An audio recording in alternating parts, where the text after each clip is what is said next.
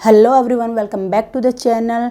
आज हम करने वाले हैं अपने एस्टेट पीजीटी कॉमर्स की second unit form of business organisation. तो अपने लेक्चर की शुरुआत। आज का जो हमारा टॉपिक रहने वाला है वो होता है आपका फॉर्म ऑफ बिजनेस ऑर्गेनाइजेशन की। बिजनेस ऑर्गेनाइजेशन कितने प्रकार के हो सकते हैं? तो आपके बिजनेस ऑर्गेनाइजेशन 3 प्रकार के हो सकते हैं, private, public and global enterprises. Private enterprises किसको बोलते हैं? जिसके मालिक और कंट्रोल किसके द्वारा किया जाता है? इंडिविजुअल के द्वारा या प्राइवेट लोगों के हाथों में जिसका होता है। पब्लिक एंटरप्राइजेज किसको बोलते हैं? जिसके मालिक और कंट्रोल किसके द्वारा किया जाता है? आपकी गवर्नमेंट के द्वारा किया जाता है। और ग्लोबल ऑर्गेनाइजेशन या एंटरप्राइजेज किसको बोलते हैं? जिसको हम ऑपरेट करते हैं कहाँ पे? इंटरनेशनल लेवल पे, यानी कि जिस कंपनी का बिजनेस एक से अधिक देशों में होता है आपका, उसको बोलते हैं आप ग्लोबल एंटरप्राइजेज।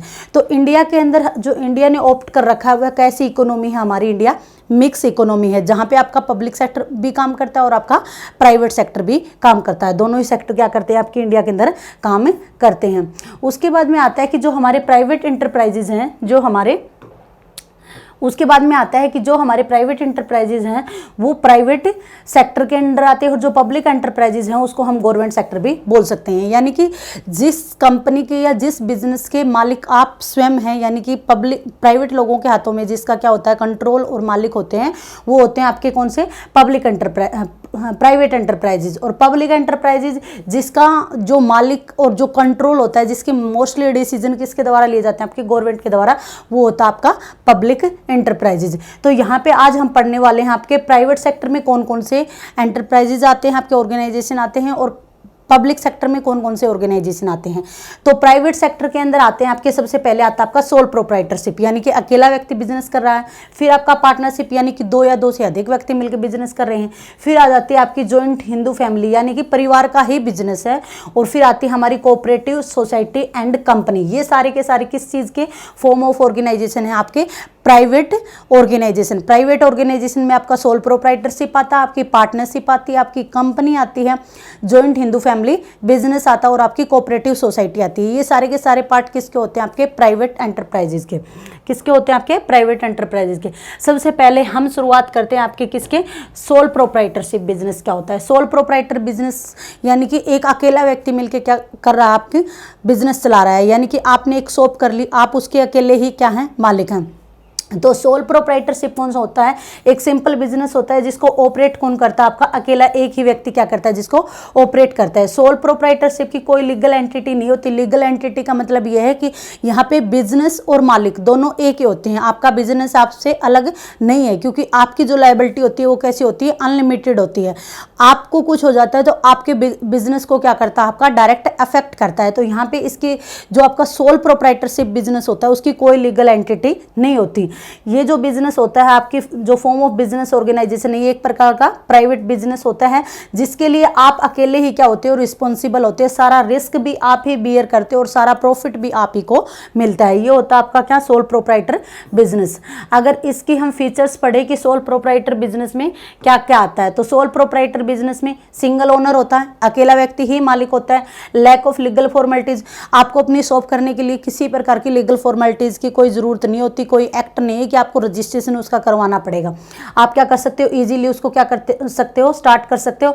कोई सेपरेट लॉ इसके लिए नहीं है। लायबिलिटी कैसी होती है? आपकी अनलिमिटेड होती है, यानी कि आप जो बिजनेस कर रहे हो, आप अकेले उसके मालिक थे, आपने लोगों से ज़्यादा उधार ले लिया और आप क्या हो गए? इंसॉल्वेंट हो गए।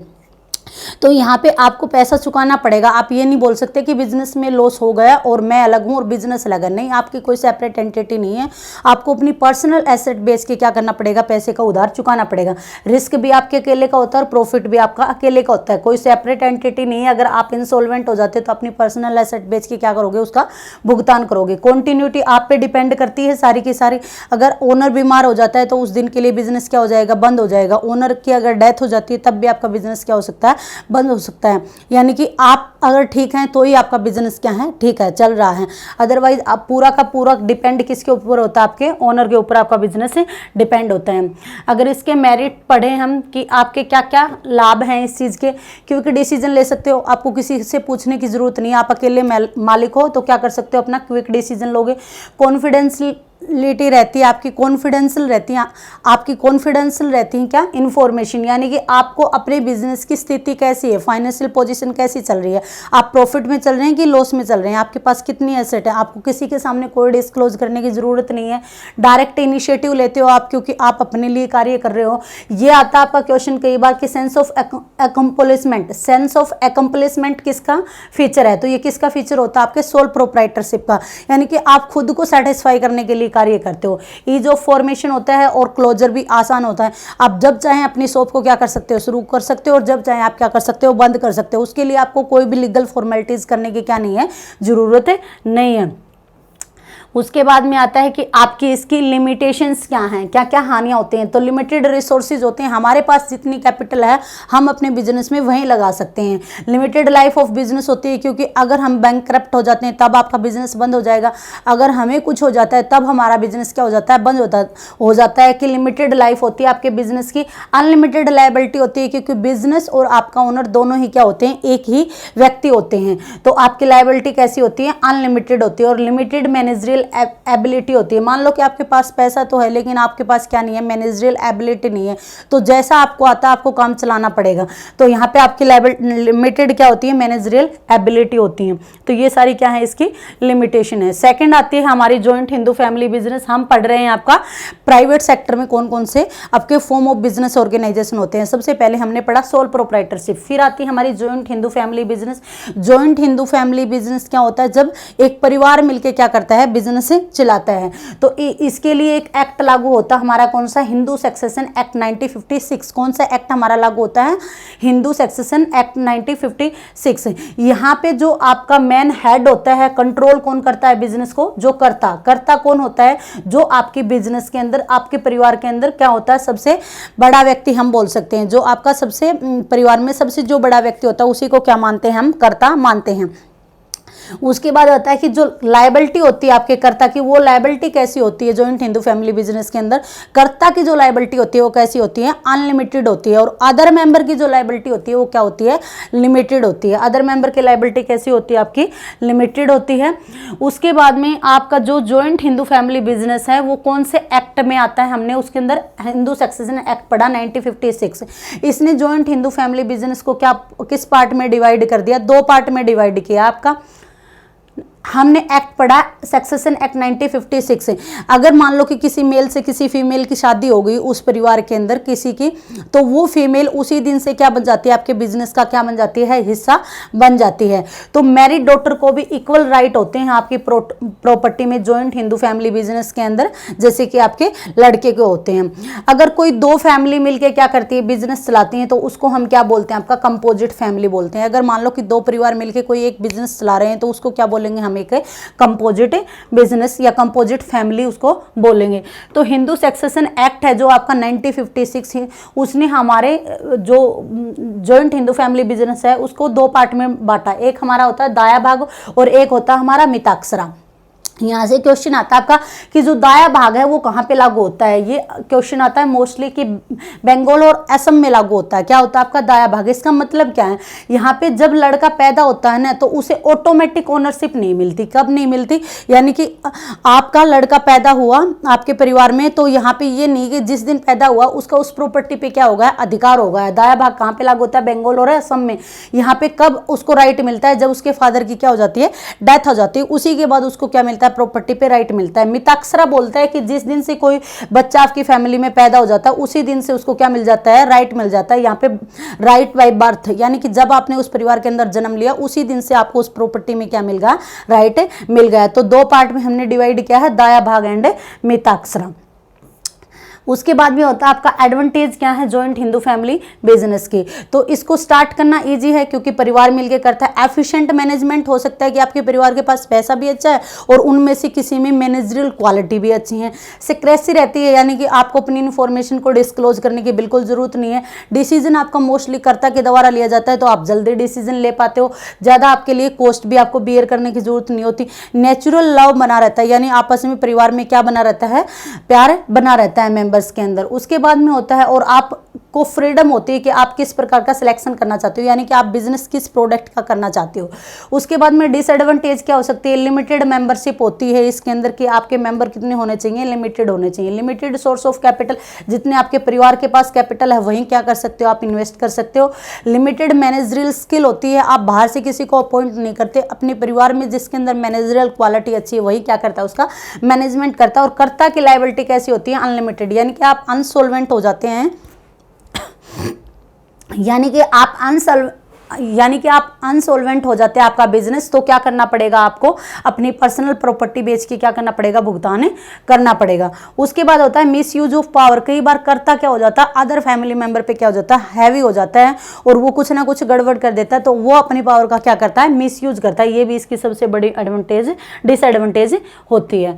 उसके बाद में पढ़ते हैं हम पार्टनरशिप। अभी तक हमने दो फॉर्म ऑफ बिजनेस ऑर्गेनाइजेशन पढ़े, किसके अंदर, प्राइवेट सेक्टर के अंदर। सबसे पहले हमने पढ़ा कि आपका सोल प्रोप्राइटर कैसे बिजनेस करता है, देन हमने पढ़ा कि एक जॉइंट हिंदू फैमिली बिजनेस कैसे करती है। अब आती है हमारी कि पार्टनरशिप क्या होती है। पार्टनरशिप जब दो या दो से अधिक व्यक्ति मिलकर क्या करते हैं, कोई बिजनेस करते हैं, किस मोटिव से, प्रॉफिट कमाने के मोटिव से, और आपका बिजनेस कैसा होना चाहिए, लीगल होना चाहिए और कंटिन्यू चलना चाहिए, उसको बोलते हैं हम क्या, आपका पार्टनरशिप। तो पार्टनरशिप जो एक्ट हमारा लागू होता है वो कब लागू होता है, 1932। इसके अंदर आपके टोटल सेक्शन कितने हैं, 464 इसके अंदर सेक्शन है। तो जो हमारा एक्ट है जो सेक्शन है 464, उसके अंदर तो हमारी जो प्रेस्क्राइब्ड लिमिट दी गई है कि मैक्सिमम मेंबर कितने हो सकते हैं, 100। लेकिन हमारी सेंट्रल गवर्नमेंट ने जो 50 रूल के अकॉर्डिंग क्या डिसाइड किया कि आपके मैक्सिमम मेंबर कितने हो सकते हैं, 10 रूल के अकॉर्डिंग 50 मेंबर कितने मैक्सिमम मेंबर हो सकते हैं। आपका सेक्शन 464 जो आपका किसका है, पार्टनरशिप का, वो बोलता है कि 100 मेंबर हो सकते हैं। लेकिन उसके ऊपर किसने डिसाइड किया, सेंट्रल गवर्नमेंट ने डिसाइड किया रूल 10 के अकॉर्डिंग आपकी पार्टनरशिप के अंदर मैक्सिमम मेंबर कितने हो सकते हैं, 50 मेंबर, यानी कि 50, और मिनिमम कितने हो सकते हैं आपके पार्टनरशिप में, 2 मेंबर हो सकते हैं। उसके बाद आता है कि आपकी पार्टनरशिप के अंदर कौन कौन व्यक्ति क्या बन सकता है, मेंबर बन सकता है। एक अकेला व्यक्ति, इंडिविजुअल क्या बन सकता है, मेंबर बन सकता है। फर्म नहीं बन सकती, लेकिन फर्म के अंदर अगर कोई पार्टनर है ना, वो क्या बन सकता है, आपका मेंबर बन सकता है। एक फर्म जो होती है वो उसका कोई अपना लीगल सेपरेट एंटिटी नहीं होती, इसलिए फर्म किस में नहीं बन सकती, पार्टनरशिप नहीं बन सकती दूसरी फर्म में। लेकिन उस फर्म में काम करने वाला पार्टनर क्या बन सकता है, दूसरी फर्म में पार्टनर बन सकता है। एक हिंदू अनडिवाइडेड फैमिली बन सकती है। एक कंपनी जो होती है, एक ज्यूरिडिक्शन पर्सन होती है, एक आर्टिफिशियल पर्सन होती है, तो वो भी क्या बन सकती है, आपकी पार्टनरशिप में मेंबर बन सकती है। इसके बाद आता है कि आपकी पार्टनरशिप की फीचर्स क्या हैं। तो पार्टनरशिप का जो एग्जिस्टेंस आता है वो एक लीगल एग्रीमेंट के द्वारा होता है। वो जो आपका एग्रीमेंट होता है वो कैसा हो सकता है, ओरल भी हो सकता है और आपका रिटर्न में भी हो सकता है। लायबिलिटी, वहीं आपके मेंबर की लायबिलिटी, पार्टनर की लायबिलिटी कैसी होती है, अनलिमिटेड होती है। लायबिलिटी कैसी होती है, अनलिमिटेड, यानी कि अगर आपको लॉस होता है तो आपको अपनी पर्सनल एसेट को बेच के क्या करना पड़ेगा, पेमेंट करनी पड़ेगी। रिस्क बियर किया जाता है पार्टनर के द्वारा, सभी के द्वारा। डिसीजन जो लिए जाते हैं आपकी पार्टनरशिप में वो म्यूचुअल कंसेंट के द्वारा लिए जाते हैं, यानी कि एक अकेला पार्टनर कभी डिसीजन नहीं ले सकता, उसे सभी की सहमति के द्वारा क्या लेने पड़ते हैं, आपके डिसीजन लेते हैं। लैक ऑफ कंटिन्यूटी होती है बिजनेस की, क्योंकि पार्टनर्स को कुछ भी होता है, अगर पार्टनर्स को कुछ होता है तो आपकी पार्टनरशिप पे क्या पड़ता है, उसका इफेक्ट पड़ता है। मान लो कि 2 पार्टनर हैं और एक की क्या हो जाती है, आपकी डेथ हो जाती है, तो इसका इंपैक्ट क्या होएगा, आपकी पार्टनरशिप के ऊपर पड़ेगा। Minimum member of the partnership के अंदर मिनिमम 2 होते हैं और मैक्सिमम कितने होते हैं, आपके 50 मेंबर होते हैं रूल 10 के अकॉर्डिंग। कितने मेंबर होते हैं आपके पार्टनरशिप में, 50 मेंबर होते हैं रूल 10 के अकॉर्डिंग। उसके बाद आता है कि आपकी मेरिट क्या है, यानी कि आपको अगर आप पार्टनरशिप में बिजनेस करते हो तो आपको क्या क्या फायदे होते हैं। एक तो आसान होता है इसका फॉर्मेशन करना, यानी कि आप शुरुआत आसानी से कर सकते हो और इसको क्लोज भी आसानी से कर सकते हो। डिसीजन जो लिए जाते हैं वो बैलेंस होते हैं, यानी कि सभी की सहमति से डिसीजन लेते हो आप। फंड आपके पास में एज कंपेयर टू अगर हम करें तो सोल प्रोप्राइटर की तुलना में ज्यादा फंड होते हैं। सोल प्रोप्राइटर में एक अकेला व्यक्ति बिजनेस कर रहा था, यहाँ पे 2 व्यक्ति मिलकर कर रहे हैं, तो आपके पास में फंड क्या हो जाते हैं, 2 से अधिक व्यक्तियों के हो जाते हैं और रिस्क भी हमारा क्या हो जाता है, शेयर रहता है और सिक्रेसी मेंटेन रहती है, क्योंकि इंफॉर्मेशन सिर्फ हमारे पास ही होती है हमारी पार्टनरशिप की। लायबिलिटी अनलिमिटेड होना इसकी क्या है, लिमिटेशन है, यानी कि हमारी लायबिलिटी हमारी फर्म तक सीमित नहीं है, लिमिटेड रिसोर्स होते हैं, 2 व्यक्तियों के पास जितने हैं कंपनी जितने रिसोर्सेज तो यहाँ पे नहीं होते।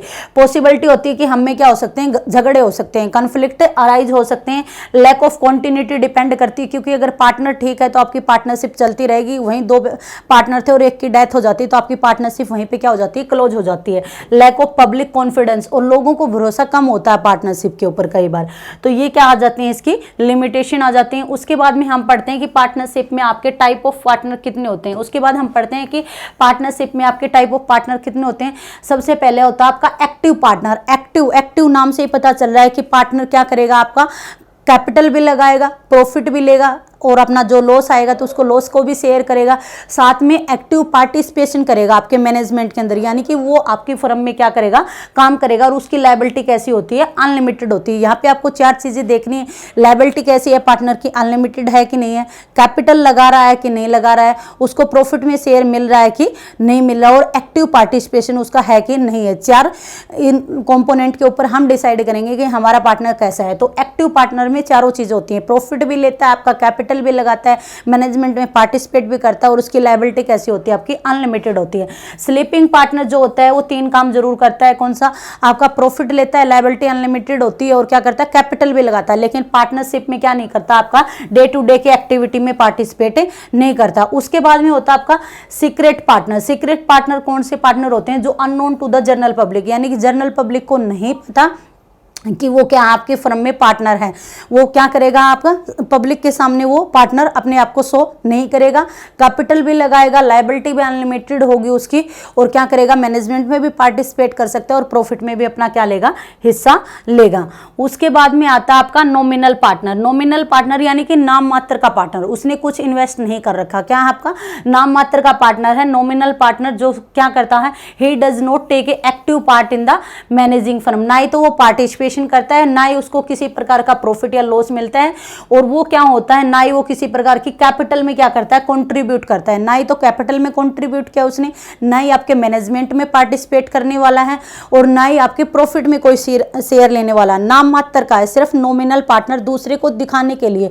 अब पब्लिक को लग रहा है कि वो पार्टनर है, और पब्लिक उसको देख के क्या कर रही है, फर्म से क्या कर रही है, अपनी ट्रांजेक्शन कर रही है, तो वो थर्ड पार्टी के रीपेमेंट के लिए क्या होता है, लायबल होता है। क्या होता है, थर्ड पार्टी के लिए क्या होता है, हमेशा लायबल होता है। Partner by estoppel. Partner by estoppel क्या बोलता है आपको, कि आप अपने आप को कंसीडर करवा रहे हो पार्टनर हो। मान लो कि आप, कोई व्यक्ति आपकी पार्टनरशिप में कोई सामान लेने के लिए आया, वहां पे जो ओरिजिनल एक ए पार्टनर था वो भी खड़ा था, और आप उस फर्म में पार्टनर नहीं हो, आप भी वहीं पे खड़े थे, लेकिन आपकी बातों से ऐसा लग रहा था कि आप क्या इस फर्म के अंदर पार्टनर हैं, और जबकि आपको पता है कि आप इस फर्म में पार्टनर नहीं है, लेकिन आप क्या कर रहे हो, दिखा रहे हो, क्या इनिशिएटिव ले रहे हो, कंडक्ट आपका बिहेवियर ऐसा है कि आप थर्ड पार्टी जो आपसे कॉन्ट्रैक्ट करने आई है उसको लग रहा है कि आप पार्टनर, और उसने आपकी वजह से, यानी कि आपके इंप्रेशन की वजह से अगर फर्म से क्या कर लिया, कॉन्ट्रैक्ट कर लिया, तो आप क्या हो गए, पार्टनर बाय एस्टॉपल, क्योंकि आपने उस टाइम पे बोला नहीं आपको कि मैं फर्म में पार्टनर नहीं हूं, आपके बिहेवियर से थर्ड पार्टी को क्या लगा कि आप फर्म में पार्टनर हैं, इसलिए क्या हो गया, आप थर्ड पार्टी के लिए हमेशा क्या रहेंगे, लायबल रहेंगे, क्योंकि थर्ड पार्टी ने आपको कंसीडर किया है। आपने ना कोई कैपिटल लगा रखी, ना आप मैनेजमेंट में पार्टिसिपेट करते, ना आपको प्रॉफिट मिलता, लेकिन आपके व्यवहार से थर्ड पार्टी को लगा कि आप फर्म में क्या है, पार्टनर हो, और आपने मना भी नहीं किया उस चीज के लिए, तो आप थर्ड पार्टी को अगर कोई नुकसान हो जाता आपसे कॉन्ट्रैक्ट करने में, तो आप उसके लिए इक्वल जिम्मेवार होंगे अदर पार्टनर के जैसे, उसकी लायबिलिटी को पे करने के लिए। उसके बाद में होता है partner by holding out. Partner by holding out क्या बोलता है, कि आपने नोइंगली अलाउ किया अपने आप को कि आप फर्म में आप रिप्रेजेंट कर रहे हो अपने आप को ऐसे कि क्या है, फर्म में हम पार्टनर हैं। वहां पे आपके व्यवहार से लग रहा था, यहाँ पे मान लो कि आपका एक रियल पार्टनर है ए, और वहीं थर्ड पार्टी आपसे क्या करने के लिए, कॉन्ट्रैक्ट करने के लिए आए, आप ए को बोलने ही नहीं दे रहे, और थर्ड पार्टी से आप खुद क्या कर रहे हो, डिस्कशन कर रहे हो किससे रिलेटेड, कॉन्ट्रैक्ट करने से रिलेटेड, तो थर्ड पार्टी को क्या लगेगा कि आपका भी इसके अंदर क्या है, एक शेयर है कोई ना कोई, आप भी इसके अंदर क्या हो, पार्टनर। यहाँ पे आप जानबूझ के कर रहे हो, अपने आप का व्यवहार से नहीं दर्शा रहे, आप जानबूझ के थर्ड पार्टी से क्या कर रहे हो, बातें कर रहे हो इस तरह से कि आप भी फर्म में क्या हैं, पार्टनर हैं। तो उसने अगर आपकी वजह से क्या कर लिया, कॉन्ट्रैक्ट कर लिया और उसको कुछ भी लॉस होता है तो आप रीपेमेंट के लिए क्या होंगे, बिल्कुल अदर पार्टनर की तरह ही जिम्मेवार होंगे। यहाँ पे ना आपने कैपिटल लगा रखे, ना आप मैनेजमेंट में पार्टिसिपेट करते हो, ना आपको प्रॉफिट मिलता है, लेकिन फिर भी आप थर्ड पार्टी के लिए क्या होते हो, लायबल होते हो। उसके बाद में आता है माइनर आपकी फर्म में पार्टनर बन सकता है कि नहीं बन सकता। एक माइनर आपकी फर्म में पार्टनर किसके लिए बन सकता है, सिर्फ प्रॉफिट के लिए बन सकता है। किसके लिए बन सकता है, आपका जो माइनर होता है वो अगर हम माने कि इनकम्पिटेंट होता है, आपका रियल में वैलिड कॉन्ट्रैक्ट में पार्ट नहीं ले सकता, लेकिन सिर्फ बेनिफिट के लिए क्या बन सकता है, आपका पार्टनर बन सकता है अगर अदर पार्टनर की क्या है, उसके अंदर कंसेंट है। मान लो कि पहले से आपकी फर्म में 3 पार्टनर हो रहे हैं और माइनर को आप एज ए पार्टनर लेके आना चाहते हैं, तो पहले तीनों की सहमति होनी चाहिए।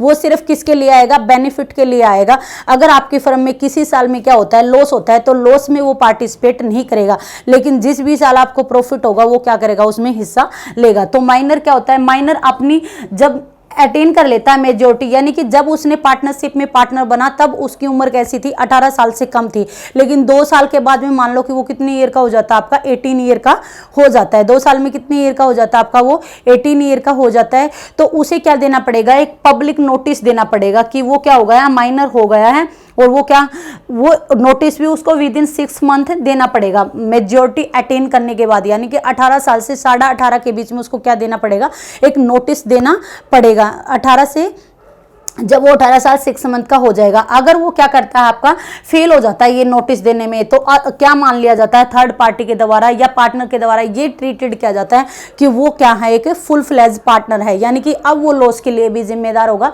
सिर्फ प्रॉफिट के लिए जिम्मेवार नहीं है। उसको क्या मान लिया जाता है, एक रियल पार्टनर मान लिया जाता है। उसके बाद में होता है कि आपके टाइप ऑफ पार्टनरशिप कितने प्रकार की होती है। तो हम ऑन द बेसिस ऑफ अगर ड्यूरेशन देखें कि आपके पार्टनर, अगर आपने पार्टनरशिप एट विल बनाई है तो जिस दिन तक आप चाहते हो क्या करोगे, अपनी पार्टनरशिप चलेगी और आपके एक प्रायर नोटिस देके क्या कर सकते हो, उससे विड्रॉल ले सकते हो, उससे आउट हो सकते हो। पर्टिकुलर पार्टनरशिप आपने किसी स्पेसिफिक प्रोजेक्ट के लिए क्या बनाई पार्टनरशिप, जैसे ही आपका प्रोजेक्ट कंप्लीट हुआ आपकी पार्टनरशिप क्या हो जाएगी, खत्म हो जाएगी। ये थी आपके on the basis of duration. अब हम पढ़ते हैं कि partnership on the basis of liability. तो यहाँ पे हमारी 2 प्रकार की पार्टनरशिप होती है, एक आपकी जर्नल पार्टनरशिप होती है और एक आपकी लिमिटेड लायबिलिटी पार्टनरशिप, जो 2008 के एक्ट के अकॉर्डिंग आती है। जर्नल पार्टनरशिप वही हम 1932 एक्ट के तहत अगर अपनी पार्टनरशिप को क्या करते हैं, सेटअप करते हैं, जिसका रजिस्ट्रेशन करवाना भी क्या होता है, आपका रजिस्ट्रेशन करवाना ऑप्शनल है। आप रजिस्ट्रेशन करवा भी सकते हो और नहीं भी करवा सकते। यहाँ पे आपकी जो लायबिलिटी होती है वो कैसी होती है, अनलिमिटेड होती है। लिमिटेड लायबिलिटी पार्टनरशिप में क्या होती है, एटलीस्ट 1 मेंबर ऐसा होना चाहिए जिसकी पार्टनरशिप क्या लायबिलिटी क्या होती है, अनलिमिटेड होती है, और अदर मेंबर की लायबिलिटी कैसी होती है, आपकी लिमिटेड होती है। और यहाँ पे आपको क्या करना पड़ता है, अदर मेंबर की लायबिलिटी लिमिटेड होती है और यहाँ पे आपका रजिस्ट्रेशन करवाना क्या होता है, कंपलसरी होता है, ऑप्शनल नहीं है। यहाँ पे आपका रजिस्ट्रेशन करवाना क्या है, कंपलसरी होता है। कौन से एक्ट के तहत काम करती है, आपकी जर्नल पार्टनरशिप 1932 के तहत काम करती है, और जो आपकी लिमिटेड लायबिलिटी पार्टनरशिप है वो 2008 एक्ट के तहत काम करती है। तो ये थी आपकी on the basis of liability partnership. उसके बाद में पढ़ते हैं हम कि पार्टनरशिप डीड क्या होती है। पार्टनरशिप डीड एक एग्रीमेंट होता है, एक कॉन्ट्रैक्ट होता है, जिसके अंदर हम जो बिजनेस कर रहे हैं, हम पार्टनर के बीच में क्या टर्म एंड कंडीशन है, वो सारी की सारी टर्म एंड कंडीशन किसके अंदर लिखी हुई होती हैं, एक रिटन डॉक्यूमेंट्स होता है। वो सारी जितनी भी टर्म एंड कंडीशंस लिखी हैं वो आपकी क्या होती है, पार्टनरशिप डीड होती है। वहीं सारे कंटेंट इसके अंदर लिखे होते हैं, नेम ऑफ फर्म क्या है, नेचर कैसा आपके बिजनेस का, लोकेशन क्या है आपके बिजनेस की, बिजनेस चलेगा कितने साल के लिए, सैलरी मिलेगी कि नहीं पार्टनर को, ड्रॉइंग कर सकता है कि नहीं कर सकता है, एडमिशन कैसे होएगा पार्टनर का, रिटायरमेंट के क्या क्या मेथड होंगे, इंटरेस्ट ऑन ड्रॉइंग क्या हो सकती है, इंटरेस्ट ऑन कैपिटल क्या होगा, क्या प्रोसीजर है। ये सारे के सारे कंटेंट किसके अंदर लिखे होते हैं, आपके पार्टनरशिप डीड के अंदर लिखे होते हैं। ये एक प्रकार का एक कॉन्ट्रैक्ट होता है जिसके अंदर आप अपने बिजनेस को, यानी कि आप अपनी पार्टनरशिप को चलाएंगे कैसे, वो सारी की सारी टर्म एंड कंडीशंस लिखी हुई होती हैं। उसके बाद में आता है आपका कोऑपरेटिव ऑर्गेनाइजेशन। हम क्या पढ़ रहे हैं, आपका पढ़ रहे हैं प्राइवेट सेक्टर में कौन कौन से फॉर्म ऑफ बिजनेस ऑर्गेनाइजेशन होते हैं। पहला हमने पढ़ा आपका सोल प्रोप्राइटर क्या होता है, फिर हमने पढ़ा जॉइंट हिंदू फैमिली बिजनेस क्या होता है, उसके बाद में हमने पढ़ा कि आपकी कोऑपरेटिव सोसाइटी क्या होती है, फिर हमने पढ़ा कि पार्टनरशिप क्या होती है, और लास्ट हमारी आती है आपकी कोऑपरेटिव सोसाइटी क्या होती है। कोऑपरेटिव सोसाइटी जो होता है एक वॉलंटरी एसोसिएशन ऑफ पर्सन होता है, यानी कि कुछ व्यक्ति मिलकर अपनी इच्छा से क्या बनाते हैं, एक संगठन बनाते हैं, और वो किसके लिए काम करते हैं, वो करते हैं आपका वेलफेयर ऑफ द सोसाइटी के लिए क्या करते हैं, काम करते हैं, वेलफेयर ऑफ द मेंबर, यानी कि उन मेंबर के भले के लिए, कल्याण के लिए वो कार्य करते हैं। और इसका जो कोऑपरेटिव सोसाइटी का जो रजिस्ट्रेशन करवाना होता है ना, वो जरूरी होता है, और इसके लिए एक्ट जो है वो आपका 1912 है। इसके लिए एक्ट जो है वो क्या होता है, 12 होता है, और इसमें मिनिमम मेंबर कितने हो सकते हैं आपके, एटलीस्ट 10 मेंबर हो सकते हैं, और सारे के सारे कैसे होने चाहिए, अडल्ट होने चाहिए, यानी कि माइनर नहीं होने चाहिए। मिनिमम मेंबर कितने हो सकते हैं आपके, 10 हो सकते हैं, और इसका जो एक्ट होता है वो कौन सा होता है, 1912 होता है, और इसका जो रजिस्ट्रेशन करवाना होता है वो क्या होता है आपका, कंपलसरी होता है। रजिस्ट्रेशन क्या होता है, कंपलसरी होता है आपका। उसके बाद में आता है कि फीचर्स क्या हैं आपके कोऑपरेटिव सोसाइटी के। तो एक तो वॉलंटरी मेंबरशिप है, यहाँ पे हमारी इच्छा से हम क्या बनते हैं, कोऑपरेटिव सोसाइटी के मेंबर बनते हैं हम, और मेंबर अलग होते हैं और आपकी कोऑपरेटिव सोसाइटी अलग होती है। दोनों का क्या होता है, एक सेपरेट लीगल एंटिटी होती है, यानी कि आपके मेंबर के आने से जाने से आपकी कोऑपरेटिव सोसाइटी पे कोई भी इंपैक्ट नहीं होता। लायबिलिटी मेंबर की कैसी होती है, लिमिटेड होती है, यानी कि जितना इन्वेस्टमेंट एज ए कैपिटल उन्होंने कोऑपरेटिव सोसाइटी में कर रखा है उससे ज्यादा के लिए वो लायबल नहीं है। कंट्रोल जो होता है वो इलेक्टेड मेंबर के हाथों में होता है। इलेक्टेड मेंबर का मतलब ये है कि हम जो अपना एक चेयरपर्सन चुनते हैं कोऑपरेटिव सोसाइटी के अंदर, वो किसके द्वारा चुना जाता है, आपके वोटिंग पावर के द्वारा चुना जाता है। और ये रूल बहुत बार पूछा जाता है कि 1 मैन 1 वोट वाला रूल किसके ऊपर लागू होता है, तो 1 मैन 1 वोट, यानी कि एक व्यक्ति सिर्फ एक ही वोट क्या कर सकता है, डाल सकता है। ये वाला रूल जो होता है आपका लागू होता है किसके ऊपर, कोऑपरेटिव सोसाइटी के ऊपर। किसके ऊपर लागू होता है आपका, कोऑपरेटिव सोसाइटी के ऊपर। इसके मेरिट क्या क्या हो सकते हैं, तो मेरिट क्या है, आपको इक्वल वोटिंग राइट होता है, यानी कि सबको एक वोट डालने का अधिकार होता है। लायबिलिटी कैसी होती है आपकी, लिमिटेड होती है, कि जितनी आपने कैपिटल इन्वेस्ट कर रखे उससे ज्यादा आपकी लायबिलिटी नहीं हो सकती। स्टेबल होता है आपका एग्जिस्टेंस, यानी कि आपके मेंबर की डेथ हो जाती है, कोई पागल हो जाता है, बैंकक्रप्ट हो जाता है, इससे आपकी कोऑपरेटिव सोसाइटी पे क्या नहीं होता, कोई भी इंपैक्ट नहीं होता। इकोनॉमी होती है आपके ऑपरेशंस के अंदर, यानी कि आपको अलग से किसी प्रकार की कोई कॉस्ट बियर करने की जरूरत नहीं होता। सपोर्ट फ्रॉम गवर्नमेंट, यानी कि गवर्नमेंट भी आपकी कोऑपरेटिव सोसाइटी को क्या करती है, सपोर्ट करती है।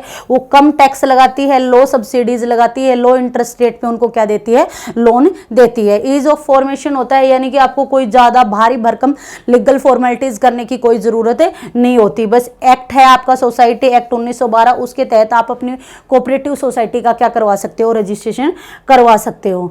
उसके बाद में आता है कि लिमिटेशन क्या होती है, तो लिमिटेशन तो जितने मेंबर हैं, जितने मेंबर ने क्या लगाई, कैपिटल लगाई, उतने ही आपके पास में क्या होते हैं, लिमिटेड रिसोर्सेज होते हैं। कोऑपरेटिव सोसाइटी के पास में क्या होता है, जितना कंट्रीब्यूशन कर रखा आपके मेंबर ने उतना ही फंड होगा। इनएफिशिएंसी होती है मैनेजमेंट में, यानी कि जितने मेंबर हमारी कोऑपरेटिव सोसाइटी में है, अगर उनके अंदर मैनेजरियल स्किल नहीं है तो वो अच्छे प्रकार से मैनेजमेंट नहीं कर पाते, तो इनएफिशिएंसी होती है आपके मैनेजमेंट में। लैक ऑफ सेक्रेसी होती है, क्योंकि आपकी जो कोऑपरेटिव सोसाइटी है उससे रिलेटेड सारी की सारी इंफॉर्मेशन आपके मेंबर को पता होती है।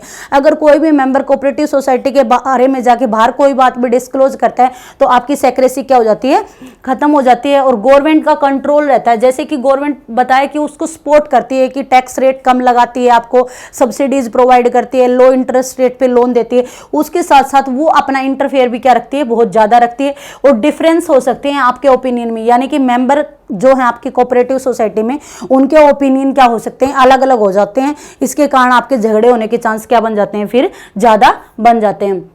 उसके बाद आता है कि आपकी जो कोऑपरेटिव सोसाइटी है, आपकी जो कोऑपरेटिव सोसाइटी है वो कितने प्रकार की हो सकती है। तो कोऑपरेटिव सोसाइटी जो है वो कितने प्रकार की हो सकती है भाई, आपका पहली होती है कि कंज्यूमर कोऑपरेटिव सोसाइटी। क्या होती है आपकी, कंज्यूमर कोऑपरेटिव सोसाइटी। तो कंज्यूमर कोऑपरेटिव सोसाइटी हम किस लिए बनाते हैं, आपके कंज्यूमर के इंटरेस्ट को प्रोटेक्ट करने के लिए। यानी कि आपका कंज्यूमर जिस भी कंपनी से या जिस भी संस्था से कोई प्रोडक्ट खरीद रहा है या कुछ भी डील कर रहा है, अगर उसके साथ में धोखा हो जाता है तो उसकी तरफ से आपकी कोऑपरेटिव सोसाइटी क्या करती है, उसको कहीं ना कहीं प्रोटेक्ट करती है, उसके साथ मिलकर कार्य करती है। उसको अगर उसको कंप्लेन भी करती है तो आपकी कोऑपरेटिव सोसाइटी उसके अंदर क्या देती है, आपका साथ देती है। और क्या करती है, अगर कोई घटिया प्रोडक्ट बेच रहा है, घटिया क्वालिटी का बेच रहा है, अगर आपसे उसको कोई साइड इफेक्ट होते हैं तो उसके लिए भी आपकी कोऑपरेटिव सोसाइटी क्या करती है, अपनी वो इसको रेज करती है। तो ये होती है आपकी कंज्यूमर को प्रोटेक्ट करने के लिए। नाम से ही पता लग रहा है सारी की सारी जो सोसाइटी है वो कैसी होती हैं, यानी कि प्रोड्यूसर कोऑपरेटिव सोसाइटी, यानी कि जो आपके स्मॉल प्रोड्यूसर होते हैं ना, उनको प्रोटेक्ट करने के लिए हम जो सोसाइटी बनाते हैं उसको प्रोड्यूसर कोऑपरेटिव सोसाइटी बोलते हैं, ताकि वो जो बड़ी कैपिटलिस्ट जो फर्म है उनकी सारी की सारी मोनोपोली ना हो जाए, एक हेल्दी कंपटीशन क्या करती हैं, वो क्रिएट करती हैं। उसके बाद आता है आपका मार्केटिंग कोऑपरेटिव सोसाइटी, यानी कि जो स्मॉल आपका प्रोड्यूसर है वो क्या नहीं कर सकता, बड़े बड़े एडवर्टाइजमेंट नहीं कर सकता, इतनी सेलिंग कॉस्ट वो नहीं बियर कर सकता। तो उसके प्रोडक्ट को प्रमोट करने के लिए, मार्केटिंग करने के लिए उसके प्रोडक्ट की, वो हम जो सोसाइटी बनाते हैं वो होती है आपकी मार्केटिंग कोऑपरेटिव सोसाइटी। उसके बाद में आता है आपका फार्मर कोऑपरेटिव सोसाइटी, जैसे कि फिर नाम से ही पता चल रहा है कि जो हमारे फार्मर होते हैं उनके इंटरेस्ट को प्रोटेक्ट करने के लिए जो सोसाइटी बनाते हैं उसको बोलते हैं फार्मर कोऑपरेटिव सोसाइटी। यहाँ पे हम क्या सोचते हैं कि आपकी सोसाइटी बेटर क्वालिटी के सीड, फर्टिलाइजर और मशीनरी जो आपकी एग्रीकल्चर वगैरह में यूज होती है वो कम रेट पे और बेटर क्वालिटी की इसको अवेलेबल करवाने में हेल्प करती है आपके फार्मर को। तो ये होती है आपकी फार्मर कोऑपरेटिव सोसाइटी। उसके बाद में आता है आपकी credit cooperative society. Credit cooperative society बोलती है कि आपको जो रेट ऑफ इंटरेस्ट होगी वो क्या मिलेगी, बिल्कुल लो मिलेगी। अगर आप क्या ले रहे हो, लोन ले रहे हो, इजी क्रेडिट रिजनेबल टर्म पे आपके मेंबर को क्या दिलाती है, आपकी क्रेडिट कोऑपरेटिव सोसाइटी। उनके हित को क्या करती है, कहीं ना कहीं प्रोटेक्ट करती है। उसके बाद में आता है आपका कंपनी की। कंपनी क्या होती है, अभी तक हमने कौन कौन से पढ़े हैं, आपका प्राइवेट सेक्टर के अंदर सोल प्रोप्राइटर पढ़ा, जॉइंट हिंदू फैमिली बिजनेस पढ़ा, फिर पार्टनरशिप पढ़ी और कोऑपरेटिव सोसाइटी, और फिफ्थ आती है हमारी कंपनी। कंपनी भी हमारे किस में आती है, आपके प्राइवेट सेक्टर में आती है, जिसको ओन और मैनेज किसके द्वारा किया जाता है, आपके प्राइवेट लोगों के द्वारा किया जाता है। तो जो कंपनी है उस कंपनी एक एसोसिएशन ऑफ पर्सन होती है, यानी कि एक ग्रुप ऑफ पर्सन मिलकर क्या बनाते हैं, एक कंपनी बनाते हैं, एक बिजनेस कैरी करते हैं, और जिसका जो रजिस्ट्रेशन होता है वो कंपनी एक्ट के तहत होता है। किसके तहत होता है, कंपनी एक्ट के तहत। पहले आपका जो कंपनी एक्ट था वो 1956 लागू होता था। अब आपका जो कंपनी एक्ट है वो चेंज होके क्या हो गया है, 2013 नया एक्ट आ गया आपका कंपनी एक्ट। तो कंपनी को हम जो क्लासिफाई करते हैं वो दो प्रकार से करते हैं, एक होती है आपकी पब्लिक कंपनी और सेकंड होती है आपकी क्या, प्राइवेट कंपनी। पब्लिक कंपनी कौन सी होती है, वो कंपनी होती है जो क्या नहीं है, आपकी एक प्राइवेट कंपनी नहीं है, वो क्या होती है, आपकी पब्लिक कंपनी है। इसके साथ साथ हम ये बोल सकते हैं कि पब्लिक कंपनी वो होती है जो अपने शेयर को क्या कर सकती है, पब्लिक को इश्यू कर सकती है, अपने शेयर का ट्रांसफर कर सकती है, वो होती है आपकी पब्लिक कंपनी। प्राइवेट कंपनी जो एक पब्लिक कंपनी नहीं है, यानी कि जो अपने शेयर को प्राइवेट क्या नहीं कर सकती, आम पब्लिक को इश्यू नहीं कर सकती, और ना ही अपने शेयर का क्या कर सकती है, आपका ट्रांसफर कर सकती है। और क्या होते हैं आपके, जिसके मेंबर पे भी क्या होती है, रिस्ट्रिक्शंस होती है। एटलीस्ट आपकी जो प्राइवेट कंपनी है उसमें कितने मेंबर होने चाहिए, जो प्राइवेट कंपनी होती है उसमें जो मिनिमम मेंबर होते हैं ना वो आपके 2 होते हैं, और मैक्सिमम मेंबर जो होते हैं आपके 2013 के एक्ट के अकॉर्डिंग कितने हो गए हैं, 200 हो गए हैं। कितने हो गए हैं, 200। और आपकी पब्लिक कंपनी में जो मिनिमम मेंबर होते हैं वो कितने होते हैं, 7 होते हैं। और आपके मैक्सिमम मेंबर पे पब्लिक कंपनी में कोई लिमिट नहीं होती, अनलिमिटेड होते हैं, यानी कि कोई भी व्यक्ति क्या कर सकता है, लिमिटेड पब्लिक शेयर वाली जो कंपनी है, शेयर कैपिटल वाली, उसके शेयर को क्या कर सकता है, आप परचेज कर सकते हो। हर शेयर होल्डर आपकी कंपनी का क्या होता है, एक मेंबर होता है। तो मिनिमम की लिमिट है आपकी पब्लिक कंपनी में 7 मेंबर होने चाहिए, मैक्सिमम की कोई लिमिट नहीं है, अनलिमिटेड होते हैं। प्राइवेट कंपनी में मिनिमम मेंबर कितने होने चाहिए, 2 होने चाहिए, और मैक्सिमम की लिमिट 2013 एक्ट के अकॉर्डिंग कितनी कर दी गई है, 200। उससे पहले कितनी थी आपकी, 100 थी। अब आता है कि आपकी कंपनी की 1 पर्सन कंपनी भी होती है। हमने पढ़ा प्राइवेट कंपनी, पब्लिक कंपनी और 1 पर्सन कंपनी। जो 1 पर्सन कंपनी का जो कंसेप्ट है वो किसके अंदर आया, आपका जो आपका कंपनीज एक्ट 2013 न्यू एक्ट आया, उसने 1 पर्सन कंपनी को क्या दिया था, नया लेके आया था। और 1% कंपनी क्या बोलती है आपको कि आपका एक अकेला व्यक्ति भी क्या चला सकता है, कंपनी चला सकता है। और ये कई बार पूछा जाता है कि जो 1% कंपनी का जो कंसेप्ट आया था वो किस कमेटी ने दिया था, तो जे ईरानी एक्सपर्ट कमेटी थी, उसने रिकमेंड किया था किस चीज को फॉर्मेशन करने के लिए, आपकी 1% कंपनी को। कब आया था ये एक्ट आपका 2005 में। कैरेक्टरिस्टिक क्या है आपके 1% कंपनी की, ओनली नेचुरल पर्सन जो है, जो इंडिया का क्या होना चाहिए, एक सिटीजन होना चाहिए, वो आपकी 1% कंपनी को क्या कर सकता है, इनकॉर्पोरेट कर सकता है। और उसके साथ में वो रेजिडेंट भी होना चाहिए। रेजिडेंट होने का मतलब है उसे हर फाइनेंशियल ईयर के अंदर इंडिया के अंदर 182 डेज क्या करना पड़ेगा, स्टे करना पड़ेगा। 182 डेज उसको क्या करना पड़ेगा, इंडिया के अंदर स्टे करना पड़ेगा, तभी हम क्या मानेंगे कि वो इंडिया का क्या है, एक रेजिडेंट है, नॉट नॉन रेजिडेंट। तो कोई भी पर्सन जो क्या है, no person can incorporate more than 1 company, एक व्यक्ति जो होता है एक ही 1% कंपनी बना सकता है, एक से अधिक 1% कंपनी को इनकॉर्पोरेट नहीं कर सकता।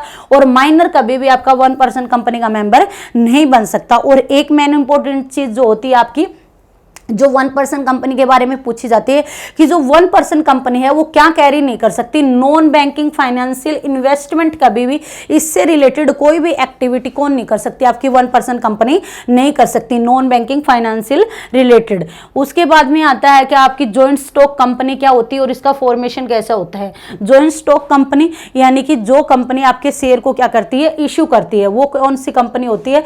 तो ये जॉइंट स्टॉक कंपनी जो है वो किसके अकॉर्डिंग बनाई जाती है, 2013 एक्ट के अकॉर्डिंग बनाई जाती है। पहले 1956 था आपका एक्ट। इसके अंदर टोटल 29 चैप्टर है और आपके 470 क्या है, सेक्शन है। तो आपके कंपनी एक्ट में क्या दे रखे हैं, 29 तो आपके चैप्टर दे रखे हैं और 470 आपके क्या दे रखे हैं, सेक्शन दे रखे हैं। पहले इसने किस चीज को रिप्लेस किया है, 1956 वाले एक्ट को क्या किया है, रिप्लेस किया है। रिप्लेस किया इसने किसको, 1956। अब जो आपका 2013 एक्ट आया, कई बार आपसे डायरेक्ट डेट पूछी जाती है स्टेट के एग्जाम में कि जो 2013 कंपनी एक्ट आया है वो कब इन फोर्स में आया था, तो 12 सितंबर 2013 को वो क्या आ गया था, फोर्स में आ गया था, वो लागू हो गया था। उसके बाद में आता है कि आपकी फीचर क्या है जॉइंट स्टॉक कंपनी की। तो जॉइंट स्टॉक कंपनी की फीचर आती है, ये दे रखी है आपको, जो कंपनी एक्ट 2013 आया, उसके अंदर क्या क्या नई चीजें आई, यानी कि उसने 1956 वाले एक्ट को क्या कर दिया था, रिप्लेस कर दिया था।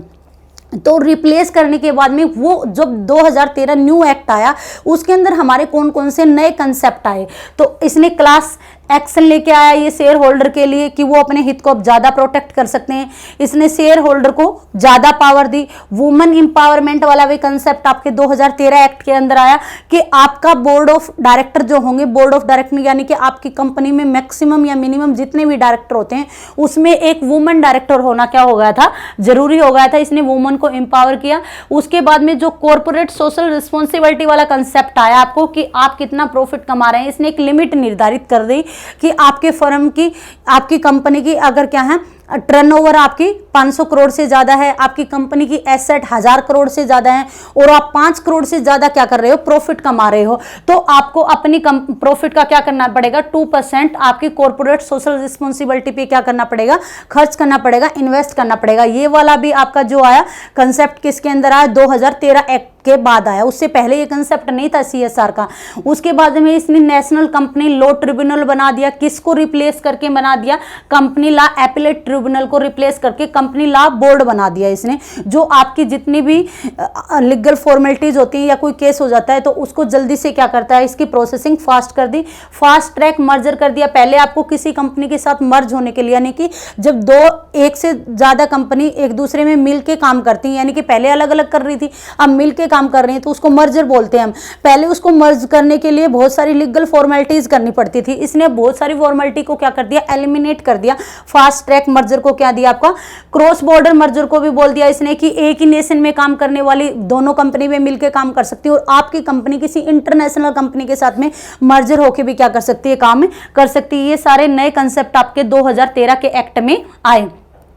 उसके बाद में इसने इनसाइडर ट्रेडिंग जो होती है उसको क्या कर दिया, प्रोहिबिटेड कर दिया। इनसाइडर ट्रेडिंग का मतलब है कि जो कंपनी का व्यक्ति कंपनी में काम कर रहा है और उसको पता है कि कल कंपनी के शेयर क्या होने वाले, बढ़ने वाले हैं, शेयर की प्राइस क्या होने वाली, बढ़ने वाली है, और वो क्या कर दे, अपने रिश्तेदारों को या अपने किसी फ्रेंड को बताए ये बात, कंपनी के अंदर की बात थी और उसने बता दी बाहर कि कल कंपनी के शेयर बढ़ने वाले हैं, और तो वो लोग क्या कर लेंगे, आज ही शेयर को खरीद लेते हैं और कल जब बढ़ेंगे उसके प्राइस तो उसको क्या कर देते हैं, फिर बेच देते हैं। ये होती है आपकी इनसाइडर ट्रेडिंग। ये कहीं ना कहीं क्या होती है, आपकी इलीगल होती है, गलत होती है, क्योंकि आपको पहले से पता था कि कंपनी के शेयर की प्राइस बढ़ने वाली, इसीलिए आपने आज शेयर को परचेज कर लिया। तो इसने इस चीज पे क्या लगाई, रोक लगाई। उसके बाद में इंक्रीज कर दिए इसने शेयर होल्डर, क्योंकि पहले जो आपका कंपनी एक्ट था 1956 उसमें ना ही तो आपका 1% कंपनी कंसेप्ट था, तो ये भी कौन लेके आया, आपका 2013 वाला एक्ट लेके आया। और उससे पहले जो आपकी प्राइवेट कंपनी में मेंबर कितने होते थे, 50 मेंबर होते थे, अब उसने बढ़ा के कितने कर दिए, 100 मेंबर कर दिए। इलेक्ट्रॉनिक मोड को भी इसने क्या किया, आपका बढ़ावा दिया। उससे पहले आपका शेयर सर्टिफिकेट होता था, आपके बहुत सारे डॉक्यूमेंट्स आपको कैरी करने पड़ते थे। अब सारा का सारा काम, अगर आप शेयर को खरीदते हैं या बेचते हैं यानी कि डीमेट अकाउंट के द्वारा, तो आपका सारा का सारा प्रोसीजर किसके द्वारा हो जाता है, इलेक्ट्रॉनिकली हो जाता है। ये सारे नए कंसेप्ट किस में आया, आपकी 1% कंपनी में। उसके बाद में Indian resident as a director, यानी कि इसने एक ये कंसेप्ट लेके आया कि कोई भी जो डायरेक्टर आपकी कंपनी के अंदर है वो इंडिया का क्या होना चाहिए, एक रेजिडेंट होना चाहिए। रेजिडेंट होने के लिए क्या है, उसको 182 डेज यानी कि 182 दिन उसको क्या करना पड़ेगा, इंडिया के अंदर स्टे करना पड़ेगा प्रीवियस ईयर में। इंडिपेंडेंट डायरेक्टर होना चाहिए, यानी कि आपके बोर्ड ऑफ डायरेक्टर में मान लो कि आपके 3 डायरेक्टर आपके बोर्ड में हैं, तो 1/3 यानी कि एक डायरेक्टर आपको कैसा डायरेक्टर लेना पड़ेगा, इंडिपेंडेंट डायरेक्टर लेना पड़ेगा। उसके बाद में आता है कि आपका serving notice of the board, यानी कि पहले आपको एटलीस्ट 7 डेज, पहले 21 दिन होता था कि कोई मीटिंग अगर कंपनी में हो रही है, 4 प्रकार की जैसे मीटिंग होती है आपकी कंपनी में, अगर कोई भी मीटिंग आपकी कंपनी में हो रही तो आपको 21 दिन पहले नोटिस भेजा जाता था। अब उस कार्य को करके क्या कर दिया, शॉर्ट कर दिया, आपको 7 डेज पहले ही आपका मीटिंग का नोटिस आपको दे दिया जाएगा और इलेक्ट्रॉनिक मोड से आपको दिया जाता है ये नोटिस भी। उसके बाद में हम पढ़ते हैं कि जॉइंट स्टॉक कंपनी की फीचर क्या है। एक तो ये आर्टिफिशियल पर्सन है। आर्टिफिशियल पर्सन का मतलब ये है कि हम कंपनी को देख या छू नहीं सकते। कंपनी कोई बिल्डिंग नहीं है जिसको हाथ लगा के देख लेंगे। कंपनी के अपने क्या होते हैं, सिग्नेचर करने के लिए क्या होती है, आपकी स्टैंप होती है, वही उसके सिग्नेचर होते हैं। तो कंपनी अपने नाम से क्या कर सकती है, कॉन्ट्रैक्ट कर सकती है, कंपनी अपने नाम से बैंक अकाउंट खुलवा सकती है, कंपनी अपने नाम से कोई एसेट को खरीद सकती है। कंपनी क्या होती है, आपकी एक प्रकार का पर्सन होती है, लेकिन कैसा पर्सन होती है, आर्टिफिशियल पर्सन होती है जिसको हम देख और छू नहीं सकते। सेपरेट लीगल एंटिटी होती है, यानी कि आपकी कंपनी अलग है और आपकी कंपनी के मेंबर अलग हैं। आपकी कंपनी के मेंबर को यानी कि आपके शेयर होल्डर के आने से जाने से आपकी कंपनी को कोई फर्क नहीं पड़ने वाला। किसी शेयर होल्डर की डेथ हो जाती तो ये नहीं कि आपकी कंपनी क्या हो जाएगी, बंद हो जाएगी। आपकी कंपनी एज इट इज क्या रहेगी, चलती रहेगी। इनकॉर्पोरेशन, आपकी कंपनी का इनकॉर्पोरेशन करवाना जरूरी होता है, कौन से एक्ट के तहत, 2013 के अकॉर्डिंग।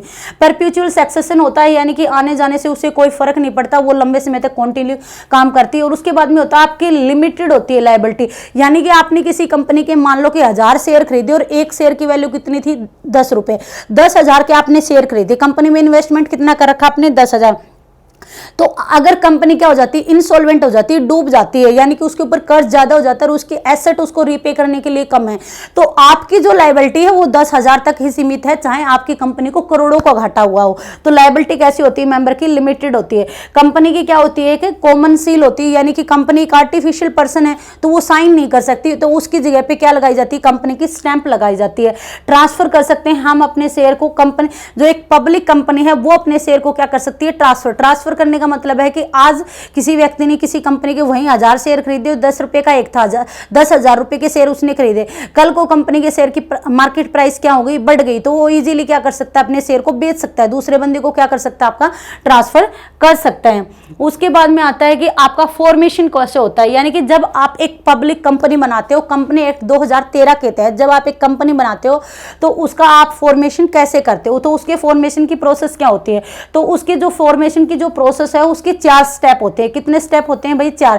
पहला होता है आपका promotion of the company, second होता है आपको इनकॉर्पोरेशन या रजिस्ट्रेशन करना है कंपनी का, और थर्ड होता है आपका कैपिटल सब्सक्रिप्शन, यानी कि आपको मिनिमम 90% आपका कैपिटल सब्सक्रिप्शन होना चाहिए, और फिर आप बिजनेस को क्या करते हो? स्टार्ट करते हो। तो किसी भी कंपनी को फॉर्मेट करने के लिए कितने स्टेप फॉलो करने पड़ते हैं? आपको 4 स्टेप फॉलो करने पड़ते हैं। कई बार ये आपसे क्वेश्चन आता है, कोई 3 तो ये दे देगा और एक अलग दे देगा और पूछेगा इनमें से कौन सा एक स्टेप नहीं आपका कंपनी को फॉर्मेट करने का। उसके बाद में आता है आपका पहला स्टेप, अगर हम करें कि प्रमोशन ऑफ कंपनी कैसे किया जाता है, कि प्रमोशन यानी कि प्रमोटर के द्वारा किया जाता है। किसके द्वारा किया जाता है? प्रमोटर। प्रमोटर कौन होते हैं? जो व्यक्ति, जिस व्यक्ति के दिमाग में सबसे पहले कंपनी को फॉर्मेट करने का क्या आया? आइडिया आया, और उस आइडिया को उसने रियल में क्या कर दिया? कंपनी बना दी। तो उस व्यक्ति को हम बोलते हैं कि प्रमोटर। उसने पहले कंपनी के बारे में सोचा और उसी ने कंपनी को क्या किया? आज खड़ा किया है। तो वो क्या होते हैं? आपके प्रमोटर। तो सबसे पहले तो किसी व्यक्ति के दिमाग में आइडिया ही आएगा कुछ काम करने का, कुछ नया करने का, कुछ बिजनेस करने का, तो पहले हम क्या करते हैं? प्रमोशन ऑफ द कंपनी करते हैं। तो जो प्रमोटर होते हैं वो आपके स्टार्टिंग के जितने भी काम करने होते हैं आपकी कंपनी से रिलेटेड, सारे कार्य किसके द्वारा किए जाते हैं? आपके प्रमोटर्स के द्वारा किए जाते हैं। उसके बाद में होता है कि कई बार ये क्वेश्चन आता है कि जो प्रमोटर होता है ना, उसकी कंपनी के साथ में रिलेशनशिप कैसी होती है? कंपनी की रिलेशनशिप उसके साथ में कैसी होती है? तो उसकी जो रिलेशनशिप होती है ना, वो एक फिड्यूसरी रिलेशनशिप होती है। फिड्यूसरी इन द सेंस कि एक ट्रस्ट की रिलेशनशिप होती है कि हम ये उम्मीद करते हैं, यानी कि कंपनी वो बनाएगा, हम ये उम्मीद करेंगे कि ऐसा कोई भी कॉन्ट्रैक्ट या ऐसा कोई भी काम नहीं करेगा वो जिससे क्या हो, इन फ्यूचर आपके शेयर होल्डर को लॉस हो जाए। ऐसा कोई भी कार्य वो नहीं करेगा जिससे क्या हो जाए? आपके शेयर होल्डर को लॉस हो जाए, या ऐसा कोई कॉन्ट्रैक्ट नहीं करेगा वो जिससे आपकी कंपनी पे क्या पड़े? नेगेटिव इंपैक्ट करे। तो एक प्रमोटर की जो एक रिलेशनशिप होती है आपकी कंपनी के साथ में, वो कैसी होती है? फिड्यूसरी रिलेशनशिप होती है। वो एक ट्रस्ट की रिलेशनशिप उसके साथ में होती है। उसके बाद में आता है कि क्या क्या कार्य करता है आपका प्रमोटर। तो आपका प्रमोटर स्टार्टिंग के सारे कार्य करता है, यानी कि सबसे पहले तो बिजनेस अपॉर्चुनिटी है क्या, ये फाइंड करेगा मार्केट में कि किस चीज की डिमांड है, उसको उसी चीज से रिलेटेड एक कंपनी बनानी है, वही प्रोडक्ट उसको बनाने हैं। फिजिबिलिटी स्टडी करता है वो, क्या यानी कि उसने जो सोच लिया वो जिस चीज की कंपनी बनाने के लिए जा रहा है, क्या उसके लिए टेक्निकल फिजिबिलिटी है, क्या उसको वो टेक्निक मिल जाएगी, क्या उसके पास इतना पैसा है, क्या उसको इकोनॉमिक फिजिबिलिटी है, यानी कि वो चलेगी कि नहीं चलेगी। उसका नेम देखेगा कि वो नाम क्या रखे कंपनी का, उसकी अप्रूवल उसको मिल जाएगी कि नहीं मिल जाएगी, और वो क्या बनाएगा? आपका मेमोरेंडम ऑफ एसोसिएशन क्या बना। उसके बाद में अपॉइंट करेगा आपके प्रोफेशनल्स को, जो क्या करेंगे? बैंकर होंगे, ऑडिटर होंगे आपके, और एक क्या बनाएगा? आपका आर्टिकल ऑफ एसोसिएशन। क्या बनाएगा? आर्टिकल ऑफ एसोसिएशन आपका बनाएगा। ये सारे कार्य कौन करता है? आपका प्रमोटर। उसके बाद में वही कि आपके प्रमोटर की पोजीशन कैसी होती है। तो प्रमोटर जो होता है, क्वेश्चन आता है बहुत बार, ना ही तो आपका एजेंट होता है और ना ही क्या होता है? आपका ट्रस्टी होता है। वो कंपनी की उसके साथ में एक फिड्यूसरी रिलेशनशिप होती है कि वो कोई भी गलत कार्य नहीं करेगा, हम ये मान के चलते हैं आपके प्रमोटर को। उसके बाद में आता है करता है, वो उसके लिए कोई लीगली क्या नहीं कर सकता? आपका अनटाइटल नहीं है कि वो मांग नहीं सकता, लीगली कोई केस नहीं कर सकता, कि उसने जितनी एक्सपेंस किए हैं वो कंपनी क्या करेगी? पे करेगी। लेकिन कंपनी उनको क्या कर देती है? आपका रिम्बेरिश कर देती है, उसको पेमेंट कर देती है। इसके साथ साथ कंपनी उसको उसकी मेहनत के लिए क्या अलॉट करती है? शेयर या डिबेंचर भी क्या करती है? उसको दे सकते हैं। सिक्योरिटी को परचेज करने का ऑप्शन देती है, और ये सिक्योरिटी को परचेज करने का ऑप्शन भी उसको कैसे दिया जाता है? डिस्काउंट पे दिया जाता है। यानी कि कंपनी का जो शेयर बाहर 100 रुपए का बिक रहा है वो प्रमोटर को डिस्काउंट में दिया जाएगा, 100 का नहीं दिया जाएगा, क्योंकि उसकी सारी की सारी मेहनत होती है कंपनी की।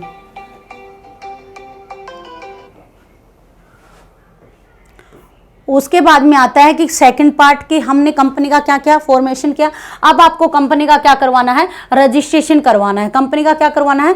रजिस्ट्रेशन करवाना है। तो जितने भी हमने सर्टिफिकेट पढ़े, आपके जो भी फॉर्मेलिटीज होंगी प्रमोटर के द्वारा की जाएंगी, आपके डिफरेंट क्या करने हैं? डॉक्यूमेंट्स आपको प्रिपेयर करने हैं। मेमोरेंडम ऑफ एसोसिएशन बनाना है, आर्टिकल ऑफ एसोसिएशन बनाना है, प्रोस्पेक्टस बनाना है। ये सारे डॉक्यूमेंट्स, नेम को अप्रूव करवाना है, जितने भी कॉन्ट्रैक्ट आपने वो सारे आप लेके कहाँ जाएंगे? रजिस्ट्रार रजिस्ट्रार के पास। अगर रजिस्ट्रार उस चीज़ से क्या हो जाता है, सेटिस्फाई हो जाता है, तो आपकी कंपनी का रजिस्ट्रेशन कर देता है और आपकी कंपनी का नाम कंपनी के रजिस्ट्रार ऑफिस में लिख दिया जाता है। उसी दिन से आपकी कंपनी का क्या हो जाता है, कहीं ना कहीं जन्म हो जाता है। क्योंकि कंपनी जो होती है उसका बाय लॉ ही तो क्या होती है, डेथ होती है, और बाय लॉ ही क्या होता है, उसका बर्थ होता है। तो यहाँ पे आप अपनी कंपनी का काम शुरू कर सकते हैं। कौन सी कंपनी का काम शुरू कर सकते हैं, यहाँ पे आप सिर्फ अगर आपकी एक प्राइवेट कंपनी है, वो आफ्टर रजिस्ट्रेशन क्या कर सकती है, काम शुरू कर सकती है। लेकिन अगर आपकी कंपनी कैसी है, अगर आपकी कंपनी कैसी है, एक पब्लिक कंपनी है, तो वो रजिस्ट्रेशन के बाद में क्या नहीं कर सकती, काम शुरू नहीं कर सकती। उससे पहले उसको क्या करना पड़ेगा, एक 90% मिनिमम सब्सक्रिप्शन वाला पार्ट होता है, वो पूरा करना पड़ेगा। उसी के बाद वो अपने बिजनेस को क्या कर सकती है, स्टार्ट कर सकती है। अब इसने बता रखा है कि आपका प्रोसीजर क्या होता है रजिस्ट्रेशन करवाने का। आपका प्रोसीजर क्या होता है रजिस्ट्रेशन करवाने का, प्रोसीजर क्या होता है, तो आपको मेमोरेंडम ऑफ एसोसिएशन लेके जाना पड़ता है, article of association. Memorandum of association आपके 7 मेंबर के क्या होने चाहिए, कम से कम उसके ऊपर साइन होने चाहिए, कंसेंट होने चाहिए। उन्होंने कंसेंट का मतलब है कि कंपनी के शेयर को परचेज किया होना चाहिए। मेमोरेंडम ऑफ एसोसिएशन आपकी कंपनी की बाहरी बाउंड्री निर्धारित करता है, जिसके अंदर 7 क्लोज होते हैं। क्या निर्धारित करता है, आपकी बाउंड्री निर्धारित करता है। आर्टिकल ऑफ एसोसिएशन क्या बताता है कि आपकी कंपनी का इंटरनल जो काम होंगे वो कैसे होंगे, उनके लिए जो भी आपकी रूल रेगुलेशन होंगे वो किसके द्वारा बनाए जाते हैं, आपके आर्टिकल ऑफ एसोसिएशन के द्वारा बनाए जाते हैं। इसके बाद में लिस्ट ऑफ डायरेक्टर भेजेगा, वो रिटन कंसेंट कितने डायरेक्टर ने दी है ये सब बताएगा। उन्होंने एक क्वालिफिकेशन शेयर खरीदने होते हैं, वो खरीद लिए हैं कि नहीं खरीद लिए हैं, कंपनी ने कितने प्रकार के एग्रीमेंट कर रखे हैं उनकी कॉपी भेजेगा। और रजिस्टर ऑफिस कहाँ, हमारी कंपनी का हेड ऑफिस कहाँ है, वो भी आपका एड्रेस भी बताएगा। वो ये सारे डॉक्यूमेंट वो किसके पास में भेजेगा, रजिस्ट्रार के पास में भेजेगा। रजिस्ट्रार सब चेक करके क्या कर देता है, एक स्टैट्यूटरी डिक्लेरेशन कर देता है कि जितनी भी फॉर्मेलिटीज, लीगल फॉर्मेलिटीज थी वो सही हैं, और उसने देख लिया है, चेक कर दिया, और आपकी कंपनी का क्या हो जाता है, फिर रजिस्ट्रेशन हो जाता है फी को पे करने के बाद में, और आपको एक वो मिलता है, सर्टिफिकेट मिलता है, जिस सर्टिफिकेट का नाम क्या होता है, आपका सर्टिफिकेट ऑफ इनकॉर्पोरेशन। वहीं अगर आपकी प्राइवेट कंपनी है तो इनकॉर्पोरेशन के बाद में आप क्या कर सकते हो, अपने बिजनेस को स्टार्ट कर सकते हो, क्या कर सकते हो, स्टार्ट। लेकिन अगर आपकी प्राइवेट कंपनी है या फिर आपकी कौन सी कंपनी है, public company not having a share capital, ऐसी कंपनी जो अपने शेयर को पब्लिक को इश्यू नहीं करना चाहती, यानी कि शेयर कैपिटल उसकी है नहीं या प्राइवेट कंपनी है, वो कब बिजनेस को स्टार्ट कर लेगी, सर्टिफिकेट ऑफ इनकॉर्पोरेशन के बाद में। अगर आपकी पब्लिक कंपनी है जिसको क्या करने हैं, अपने शेयर कहाँ इशू करने हैं, आम पब्लिक को इशू करने हैं, तो उसको क्या करना पड़ेगा, एक प्रोस्पेक्टस बनाना पड़ेगा, यानी कि एक इन्विटेशन तैयार करना पड़ेगा बाहर पब्लिक को शेयर बेचने के लिए। उसके बाद में जब वो 90% शेयर क्या कर लेती है, खरीद लेती है पब्लिक उसके, और वो 90% सब्सक्रिप्शन क्या कर लेती है, अपना इकट्ठा कर लेती है। उसके बाद में क्या कर सकती है, वो अपने 90% सब्सक्रिप्शन खरीदने के बाद में ही क्या कर सकती है, अपने सर्टिफिकेट ऑफ कमिटमेंट उसको देता है रजिस्ट्रार। उसके बाद में वो अपने बिजनेस को क्या करती है, शुरू करती है। ये था 4th स्टेप आपका किस लिए होता है, स्टार्टिंग के 2 स्टेप, यानी कि प्रमोशन और आपका रजिस्ट्रेशन। प्राइवेट कंपनी या without having a share capital वाली कंपनी का अगर है तो वो क्या कर सकती है, अपने बिजनेस को स्टार्ट कर सकती है। अगर आपकी कंपनी कैसी है, पब्लिक कंपनी है, तो उसको कब बिजनेस स्टार्ट करना पड़ेगा, आफ्टर मिनिमम सब्सक्रिप्शन आपका बिजनेस स्टार्ट करना पड़ेगा। उसके बाद में है, ये सारी सब होने के बाद में आपको जो एक सर्टिफिकेट मिलता है, उसको, उस सर्टिफिकेट को हम बोलते हैं, वो एक कंक्लूसिव एविडेंस होता है कि आपकी कंपनी का क्या हो सका है, बर्थ हो चुका है, जन्म हो चुका है, आपकी कंपनी एक आर्टिफिशियल पर्सन बन चुकी है, जिसका हमें एक सर्टिफिकेट मिल सका है, certificate of commitment of the business, यानी कि बिजनेस को स्टार्ट करने का सर्टिफिकेट जिसको हम बोलते हैं। तो अभी तक हमने पढ़े आपके प्राइवेट सेक्टर के ऑर्गेनाइजेशन, जिसके अंदर सोल प्रोप्राइटर पढ़ा, आपका पार्टनरशिप पढ़ा, जॉइंट हिंदू फैमिली बिजनेस पढ़ा, कोऑपरेटिव सोसाइटी पढ़ा, और फिर हमने कंपनी पढ़ी, कंपनी में भी आपने पब्लिक कंपनी पढ़ी, प्राइवेट कंपनी पढ़ी, 1 पर्सन कंपनी पढ़ी, और पब्लिक कंपनी को कैसे फॉर्मेट करते हैं उसके चारों स्टेप को आपने पढ़ा, कौन कौन से डॉक्यूमेंट्स की आपको रिक्वायरमेंट होती है, कब कंपनी अपने बिजनेस को स्टार्ट कर सकती है, और इन सभी ऑर्गेनाइजेशंस के आपके फीचर्स क्या हैं, इनके एडवांटेजेस क्या हैं और डिसएडवांटेजेस आपकी क्या होती हैं, ये सब हमने किया। अब हमारा जो सेकंड चलता है वो चलता है हमारा choice of form of business business organisation. अब आपको कौन से, यानी कि आप इन बिजनेस ऑर्गेनाइजेशन को अगर आप क्या करना चाहते हो, सेटअप करना चाहते हो, तो आपको कौन कौन से फैक्टर ऐसे हैं जो इस चीज को क्या करेंगे, अफेक्ट करेंगे। आप किन चीजों को ध्यान में रख के क्या करोगे, अपने बिजनेस को स्टार्ट करोगे, किन चीजों को ध्यान में रख के अपने बिजनेस को क्या करोगे, आप स्टार्ट करोगे। तो सबसे पहले आता है, अगर आपको बिजनेस को सेट करना क्या है, कम कॉस्ट चाहते हो और इजी चाहते हो, तो देखो कंपनी को तो कॉस्ट भी अधिक आएगी, आपको लीगल फॉर्मेलिटी भी ज्यादा करने पड़ेंगे। तो आपको अगर अपनी कॉस्ट को मिनिमाइज करना है, लीगल फॉर्मेलिटी नहीं करनी है, तो आप एक सोल प्रोप्राइटर बिजनेस कर सकते हो, पार्टनरशिप कर सकते हो, जो कि आसान होता है। लायबिलिटी, अगर आपको अनलिमिटेड लायबिलिटी रखनी है तो वहीं पार्टनरशिप और सोल प्रोप्राइटर आपके लिए ऑप्शन होता है। अगर लायबिलिटी आपकी लिमिटेड है तो आप कंपनी में जा सकते हो। अगर आप अपने बिजनेस को कंटिन्यू रखना चाहते हो तो आप पब्लिक कंपनी में जा सकते हो, प्राइवेट कंपनी में जा सकते हो, 1% कंपनी में जा सकते हो। लेकिन अगर कंटिन्यूटी को आपको ध्यान में रखना है तो आप पार्टनरशिप और 1% यानी कि सोल प्रोप्राइटर बिजनेस कर सकते हो। अगर आप में मैनेजमेंट एबिलिटी अच्छी है तो आप 1% आपका जो सोल प्रोप्राइटर है वो बिजनेस कर लीजिए। अगर आप में खुद में मैनेजमेंट एबिलिटी नहीं है, सिर्फ आपके पास कैपिटल है, तो आप कहाँ इन्वेस्ट करेंगे, कंपनी में इन्वेस्ट करेंगे।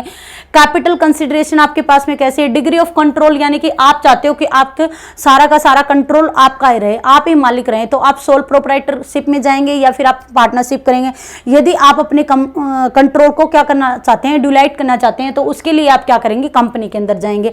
नेचर ऑफ बिजनेस आपको कैसा करना है, आप किस प्रोडक्ट का बिजनेस आप करना चाहते हैं, आप उसको अच्छी तरह से मैनेज कर सकते हैं कि नहीं कर सकते। ये सब फैक्टर को आपको कंसीडर करके क्या करना है, आपका चॉइस ऑफ बिजनेस देखना है कि आपको बिजनेस कैसा करना है। ये हमने पढ़े सारे के सारे प्राइवेट सेक्टर के फॉर्म ऑफ बिजनेस ऑर्गेनाइजेशन। उसके बाद में आता है आपके पब्लिक सेक्टर में कौन कौन से फॉर्म ऑफ बिजनेस ऑर्गेनाइजेशन हो सकते हैं। तो पब्लिक सेक्टर जिसके मालिक भी और जिसका कंट्रोल भी किसके हाथों में होता है, आपका पब्लिक के हाथों में या कहीं ना कहीं गवर्नमेंट के हाथों में होता है, उसको हम बोलते हैं आपका पब्लिक सेक्टर एंटरप्राइजेज या पब्लिक सेक्टर ऑर्गेनाइजेशन। ये 3 प्रकार के होते हैं हमारे। फर्स्ट होता है हमारा डिपार्टमेंटल अंडरटेकिंग, सेकंड होता है हमारा स्टैट्यूटरी कॉर्पोरेशन और थर्ड होता है हमारा गवर्नमेंट कंपनी। पहला होता है हमारा departmental undertaking, statutory corporation and government company. 3 प्रकार के हमारे होते हैं। सबसे पहले हम पढ़ेंगे आपका डिपार्टमेंटल अंडरटेकिंग क्या होता है। तो डिपार्टमेंटल अंडरटेकिंग क्या होता है, जहां पे सारा का सारा कंट्रोल आपका किसका होगा, गवर्नमेंट का होगा। यानी कि डिपार्टमेंटल अंडरटेकिंग में काम करने वाले लोग भी कैसे होते हैं, आपके गवर्नमेंट एम्प्लॉय कहलाते हैं। उन डिपार्टमेंटल अंडरटेकिंग को फंडिंग करने का काम भी कौन करती है, आपकी गवर्नमेंट करती है। आज के दिन अगर हम देखें तो इंडिया में 2 डिपार्टमेंटल अंडरटेकिंग है। वो कौन कौन से हैं, आपका एक तो रेलवे डिपार्टमेंट है और दूसरा आपका पोस्ट डिपार्टमेंट है, जिसको हम किसके अंदर कंसीडर करते हैं, आपका डिपार्टमेंटल अंडरटेकिंग। सारा कंट्रोल और मैनेज भी गवर्नमेंट के द्वारा किया जाता है। आपके जो एम्प्लॉय होते हैं वो भी गवर्नमेंट एम्प्लॉय कहलाते हैं। सारी फंडिंग भी किसके द्वारा की जाती है, आपके गवर्नमेंट के द्वारा की जाती है। ये होती है आपकी डिपार्टमेंटल अंडरटेकिंग। इसके बाद आता है कि इसकी फीचर्स क्या हैं, वहीं इसकी फीचर्स कैसी हो गई भाई, सारी की सारी जितना भी अकाउंटिंग और ऑडिट का कंट्रोल होगा वो गवर्नमेंट के हाथों में होगा। एम्प्लॉय जो होंगे वो गवर्नमेंट सर्वेंट कहलाएंगे। डायरेक्ट कंट्रोल होता है, यानी कि सारे के सारे डिसीजन गवर्नमेंट के द्वारा लिए जाते हैं। अकाउंटेबिलिटी तो मिनिस्ट्री, यानी कि जो भी आपकी रेलवे मिनिस्ट्री है उसके लिए आपका रेलवे डिपार्टमेंट क्या होगा, जिम्मेवार होगा। आपका टेलीकॉम है उसके लिए आपका पोस्ट ऑफिस वाला क्या होगा, जिम्मेवार होगा। आपकी क्या बनती है, अकाउंटेबिलिटी बनती है। मेरिट क्या हो सकती है कि आपके अगर गवर्नमेंट डिपार्टमेंटल अंडरटेकिंग है तो उसकी फायदे क्या क्या होंगे। तो एक तो इफेक्टिव कंट्रोल होता है, भाई गवर्नमेंट का पूरा कंट्रोल है। High degree of public accountability होती है, पब्लिक को ध्यान में रखी सारी सर्विसेज दी जाती हैं। सोर्स ऑफ इनकम सिर्फ गवर्नमेंट होती है, गवर्नमेंट ही उसको क्या करती है, फंड करती है। और ये डिपार्टमेंट कौन से होते हैं, आपकी नेशनल सिक्योरिटी को मेंटेन रखते हैं। कहीं ना कहीं लॉट ऑफ पॉलिटिकल इंटरफेरेंस होता है, यानी कि राजनीतिक हस्तक्षेप हम कहें तो इसके अंदर बहुत ज्यादा होता है।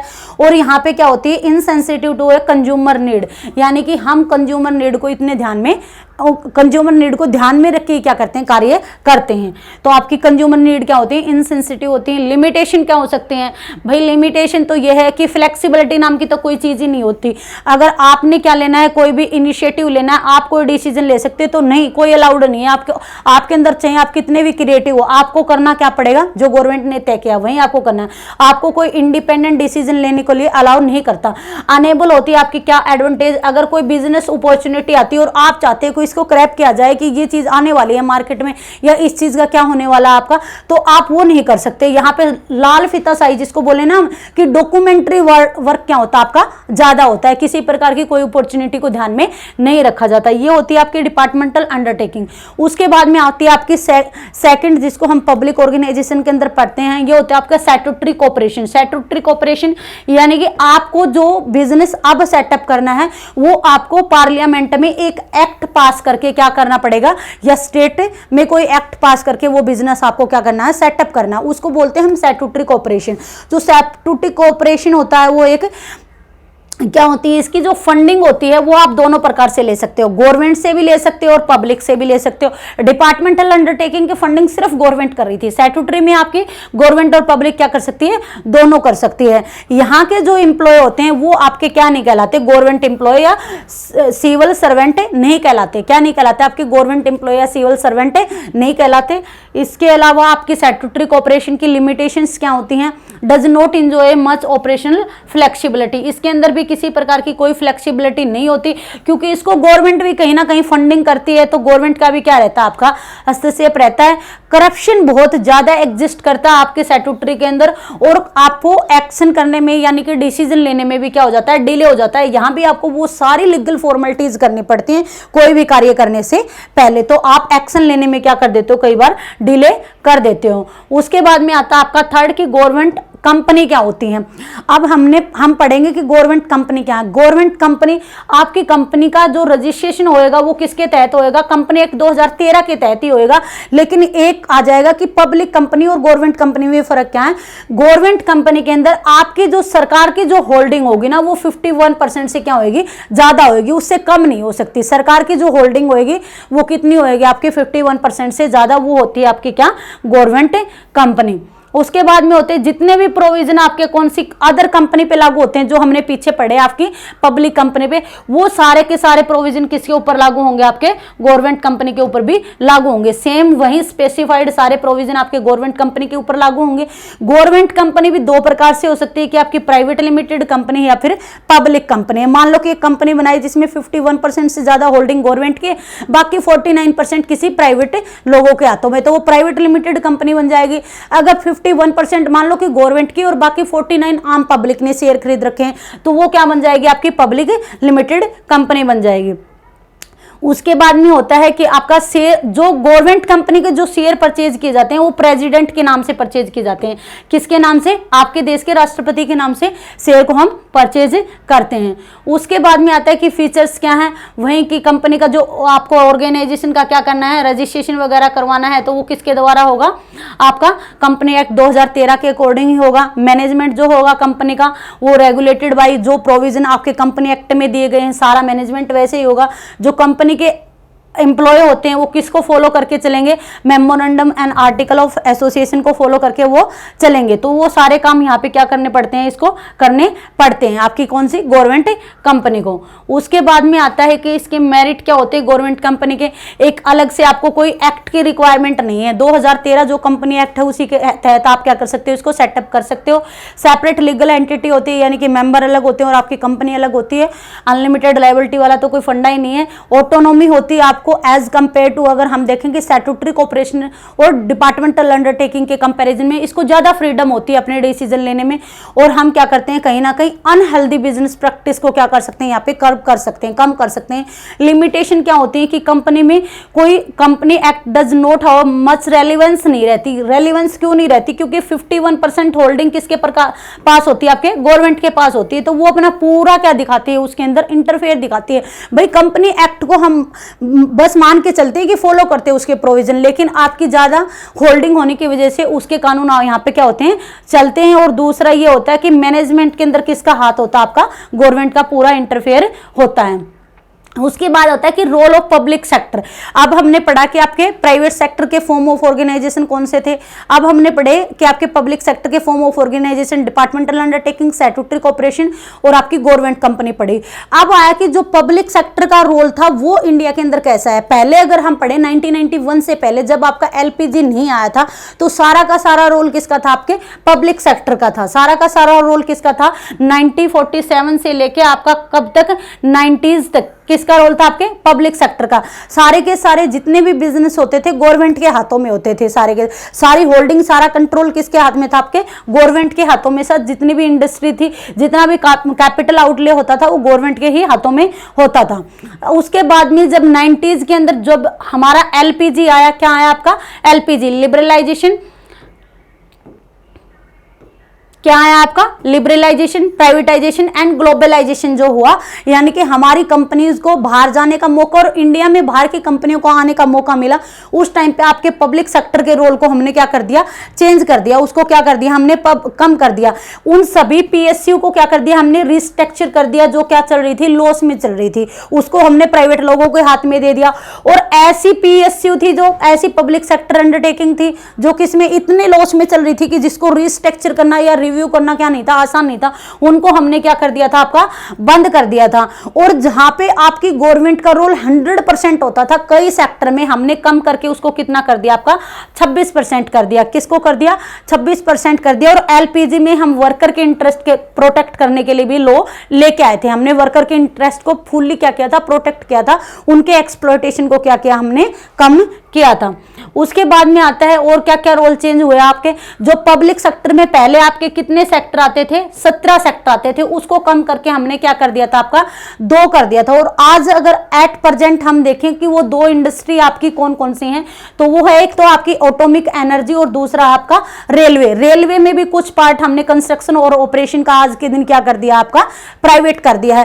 पहले 17 सेक्टर ऐसे होते थे जो किस में आते थे? आपके पब्लिक सेक्टर में आते थे। अब 17 को कम करके हमने कितने सेक्टर बना दिए हैं? 2 सेक्टर बना दिए हैं, जिसमें एटॉमिक एनर्जी और रेलवे का आता है। और रेलवे में भी हमने कंस्ट्रक्शन और ऑपरेशन और मेंटेनेंस को किसके हाथों में दे दिया? आपके प्राइवेट के हाथों में दे दिया। हमने क्या कर दिया? डिसइन्वेस्टमेंट कर दिया, यानी कि प्राइवेट पब्लिक सेक्टर से शेयर को निकाल के किसको दे दिया? प्राइवेट सेक्टर को दे दिया। उसके बाद में आता है आपका ऑल पब्लिक सेक्टर यूनिट वाले रेफर कर दी हमने। किसको रेफर कर दिया? आपका इंडस्ट्रियल फाइनेंशियल रिकंस्ट्रक्शन, यानी कि हमने एक बिफरा भी बनाया था जिसके अंदर हमने क्या किया था? जितने भी आपकी सिक यूनिट थी उनको क्या किया गया? या तो इंप्रूव किया गया, ठीक करके उसको प्राइवेट लोगों के हाथों में दे दिया, या वही बात थी जिसको हम रिकवर नहीं कर सकते थे उनको क्या कर दिया? हमने क्लोज कर दिया था। उसके बाद में इनको ज्यादा ऑटोनॉमी दे दी गई आपके डिसीजन लेने की। उसके बाद में हम पढ़ते हैं, यहां से भी आपका बहुत बार क्वेश्चन आता है कि जो मल्टीनेशनल कंपनी होती हैं वो क्या होती हैं और किस प्रकार से होती हैं। तो एमएनसीज वो होती हैं जो अपना ऑर्गेनाइजेशन, जो अपने ऑपरेशंस कहां पे करती हैं? सर्वल कंट्रीज में करती है, यानी कि एक से ज्यादा देशों में अपने व्यापार करने वाली कंपनी को हम क्या बोलते हैं? आपका मल्टीनेशनल कंपनी। तो इसकी जो स्टार्टिंग की स्टेज जहां से शुरू होती है ना, वो पहली होती है आपकी कौन सी? Domestic company. डोमेस्टिक कंपनी कौन सी होती है? जिसके सारे के सारे कंडक्ट या फिर होम कंट्री में ही होते हैं। होम कंट्री से बाहर जाके ये कार्य नहीं करती, एक ही देश की सीमाओं के अंदर ये कार्य करती है, उसको बोलते हैं हम डोमेस्टिक कंपनी। कंट्री जिसका रजिस्ट्रेशन फॉरेन में हुआ है। और नेशनल कंपनी कौन सी होती है? जिसका रजिस्ट्रेशन या कस्टमर बेस कहां पे होता है? आपके एक ही नेशन में होता है, वो होती है आपकी नेशनल कंपनी। अब हम पढ़ते हैं कि आपकी इंटरनेशनल कंपनी कौन सी होती है। तो इंटरनेशनल कंपनी वो कंपनी होती है जो क्या करती है? इंपोर्ट और एक्सपोर्ट करती है, लेकिन अपना सामान बनाती कहां पे है? वो एक ही देश में बनाती है, लेकिन प्रोडक्ट को क्या करती है? इंपोर्ट या एक्सपोर्ट करती है। मल्टीनेशनल कंपनी क्या होती है? जो क्या करती है? सिर्फ एक्सपोर्ट और इंपोर्ट ही नहीं करती, इन्वेस्टमेंट भी करती है बाहर जाके, यानी कि अपनी एक सब्सिडरी भी क्या कर सकती है? मल्टीनेशनल कंपनी दूसरे देश में ओपन कर सकती है। उसके बाद में आती है आपकी ग्लोबल कंपनी।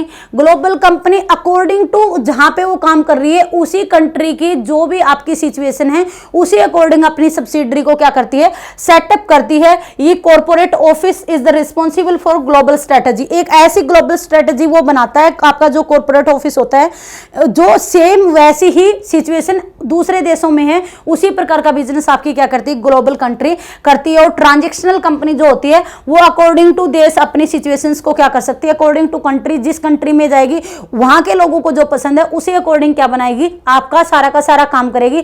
मार्केटिंग स्ट्रेटजी वही होंगी, प्रोडक्ट वही होंगे, उनके अकॉर्डिंग उनके पीपल के अकॉर्डिंग। उसके बाद में आता है आपका ये आपसे सीक्वेंस पूछता है कि सबसे पहले आपकी डोमेस्टिक कंपनी होती है, डोमेस्टिक के बाद में आपकी कौन सी इंटरनेशनल कंपनी हो जाती है जो एक्सपोर्ट इंपोर्ट करती है, उसके बाद में मल्टीनेशनल जो अपना इन्वेस्टमेंट भी बाहर करती है, उसके बाद में मल्टीनेशनल के बाद में ग्लोबल आ जाती है, यानी कि एक जैसे देश जहाँ पे आपकी जो ये मान ले कि हम फीचर्स एक जैसी हैं, इन्वायरमेंट एक जैसा है, उन देशों को इकट्ठा करके अपना क्या करती है, मतलब उन देशों में अपना व्यापार करती है।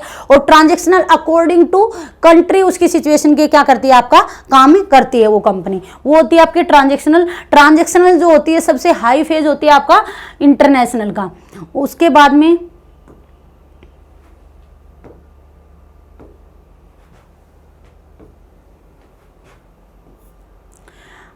आपकी फीचर्स क्या क्या होती हैं, जो आपकी मल्टीनेशनल कंपनीज होती हैं वो कैसी होती हैं, आपका कैपिटल रिसोर्सेज उनके पास कोई कमी नहीं होती, टेक्नोलॉजी भी उनकी काफ़ी इनोवेटिव होती है, एडवांस होती है, प्रोडक्ट जो होते हैं उनके काफ़ी क्या मान सकते हैं हम रिसर्च बेस बनाए गए हैं, क्वालिटी उन प्रोडक्ट की अच्छी होती है, मार्केटिंग स्ट्रेटजी वो अपनाती हैं, अग्रेसिव मार्केटिंग स्ट्रेटजी वो अपनाती हैं, मार्केट में वो अपना एक्सपेंशन जल्दी से कर लेती हैं क्योंकि उनके पास में आपके ना ही तो टेक्नोलॉजी की कमी है ना ही उनके पास में कैपिटल की कमी है, और उनका जो कंट्रोल होता है वो सेंट्रलाइज होता है, यानी कि हेडक्वार्टर उनका होम कंट्री में ही होता है, चाहे वो अपना काम एक से अधिक देशों में करें। तो ये थी उनकी फीचर्स। उसके बाद में आता है आपका जॉइंट वेंचर। जॉइंट वेंचर क्या होता है, जब दो बिजनेस आपस में मिलकर कोई कार्य करते हैं, किसी कार्य या स्पेशल प्रोजेक्ट के लिए इकट्ठे होते हैं, तो उसको बोलते हैं, हम क्या बोलते हैं, जॉइंट वेंचर। दोनों ही कंपनीज के अंदर अपनी अलग अलग क्या है कैपेबिलिटी है, मान लो एक के पास में टेक्नोलॉजी अच्छी है और दूसरी के पास में मार्केट रीच अच्छी है, या एक के पास में कैपिटल अच्छी है और दूसरे के पास में मान लो कि मैनेजमेंट अच्छा है, तो दोनों मिलके एक प्रोजेक्ट पे काम करती हैं, दोनों मिल जाती हैं, तो उसको बोलते हैं हम जॉइंट वेंचर। तो आपका जो जॉइंट वेंचर का जो रिस्क और रिवार्ड होता है वो दोनों क्या करती हैं, शेयर करती हैं अपना।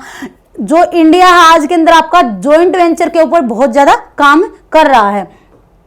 उसके बाद में आता है कि जो जॉइंट वेंचर होता है वो कितने प्रकार का होता है, आपका दो प्रकार का होता है, या तो आप कॉन्ट्रैक्ट बेस पे जॉइंट वेंचर करते हो या आप इक्विटी बेस पे क्या करते हो, जॉइंट वेंचर करते हो। अब आता है आपका कॉन्ट्रैक्ट आपने किया उसके ऊपर, यानी कि दोनों कंपनियां अलग हैं, एक ए कंपनी है और एक बी कंपनी है, उन्होंने एक प्रोजेक्ट पे काम करना है, उन्होंने अलग से कोई जॉइंट वेंचर या कोई नई कंपनी सेटअप नहीं की, सिर्फ उन्होंने एक कॉन्ट्रैक्ट किया और जब तक वो कॉन्ट्रैक्ट क्या किया वो प्रोजेक्ट पूरा नहीं हो जाता उस कॉन्ट्रैक्ट पे काम करेंगे, अपनी टर्म एंड कंडीशन लिखेंगे, एक ने मान लो टेक्नोलॉजी दी और एक ने क्या दिया, आपकी कैपिटल दी। जिस दिन वो प्रोजेक्ट आपका पूरा हो जाएगा दोनों कंपनीज क्या हो जाएंगी, अलग हो जाएंगी। ये होता है आपका कॉन्ट्रैक्ट बेस्ड जॉइंट वेंचर।